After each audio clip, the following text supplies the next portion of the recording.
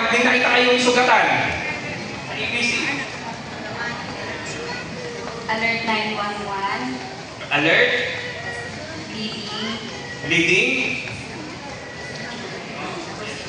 Okay, ulit. Call 911, the scene is safe. PPE on. Tapos, find the source of bleeding. Dahil naka-gloves ka na, hawakan mo siya. Parang mag-press hand. Ito, papakita natin sa kanila.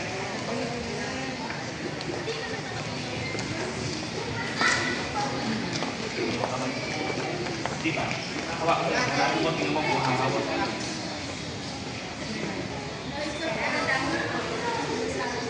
Naka-gloves to ha, naka-gloves.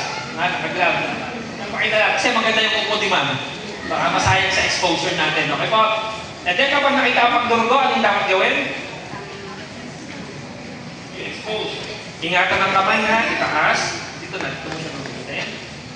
Gamit ang EMT shears. Unang gamit. Tapos pangalawa yung toss. Okay po? Ingatan ng kamay. Tingnan mo kung saan nagdurugo. Sabi niya, ayun.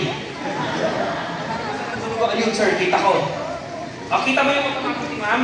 Naka-glove siya. Totoong senaryo ha. Pagbukas nyo at nagdurugo, nakita niya sumisirit. Ano naging automatic ni ma'am? Yes, compress. Kasi narinig din niya kung paano.